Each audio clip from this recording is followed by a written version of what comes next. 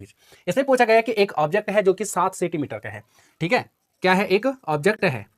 जो कि क्या है 7 सेंटीमीटर लंबा है, उसकी हाइट कितनी है 7 सेंटीमीटर। अब क्या है, ऑब्जेक्ट हाइट ऑफ ऑब्जेक्ट है जिसे हम HO से लिखते हैं, तो कितना है 7 सेंटीमीटर लंबा एक ऑब्जेक्ट है,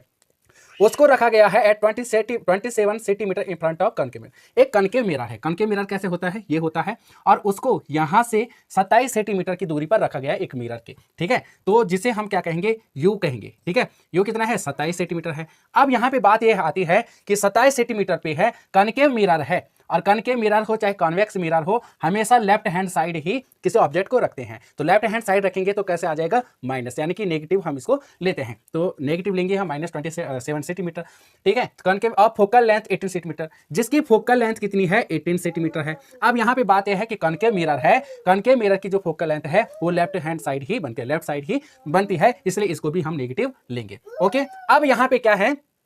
कि from the at what distance from the mirror should be placed, यानी कि कितनी दूरी पे हमें मतलब मिरर को रखना चाहिए, ठीक है, so that SR focused image, मतलब जो एक इमेज बनी, ठीक है, अगर हमें एक ऑब्जेक्ट की इमेज को बनानी है तो हमें मिरर को कितनी दूरी पे उसको रखना है, ठीक, can be obtain find the size and the nature of the size. हमें क्या करना है, इसका साइज भी हमें फाइंड करना है और इसका नेचर। सबसे पहले हम क्या करेंगे, इस वी को हम क्या करेंगे, निकालेंगे, यानी कि इमेज को हम निकालेंगे कि इमेज कहाँ बनेगा, ठीक है, इमेज कहाँ बनेगा, वी हम फाइंड करेंगे। तो सबसे पहले हम क्या करते हैं, मिरर फॉर्मूला रखते हैं, मिरर फॉर्मूला, मिरर फार्मूला क्या है, 1/f equal to 1/v plus में 1/u, ठीक है, ये हमारा मिरर फार्मूला है। यहाँ पे 1/f की जगह हम क्या रखेंगे, फोकल कितना है -18 सेंटीमीटर आ जाएगा, इक्वल में क्या आ जाएगा 1/v हमें फाइंड करना है, 1/u की जगह हम -27 सेंटीमीटर यहाँ पे रख देंगे। अब यहाँ पे क्या है 1/18 आ जाएगा, इक्वल में 1/v, माइनस प्लस का क्या हो जाएगा, माइनस हो जाएगा 27 सेंटीमीटर, ठीक है, माइनस प्लस का -27 सेंटीमीटर,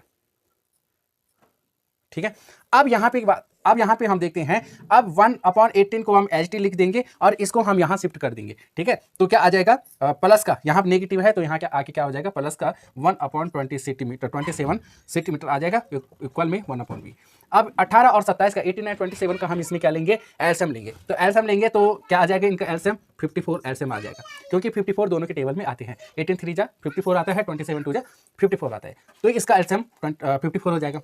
अब 54 18 की टेबल में कितने टाइम्स में आता है, तो आप बोलोगे सर 3 टाइम्स में 54 आता है 18 के टेबल में, तो यहाँ पे हम क्या लिख देंगे -3, यानी कि 18 3 जा 54 आ गया, यहाँ पे माइनस का साइन है, ऊपर भी देंगे हम इसको, तो क्या आ जाएगा -3, यहाँ पे प्लस का साइन, प्लस 27 2 जा कितना आता है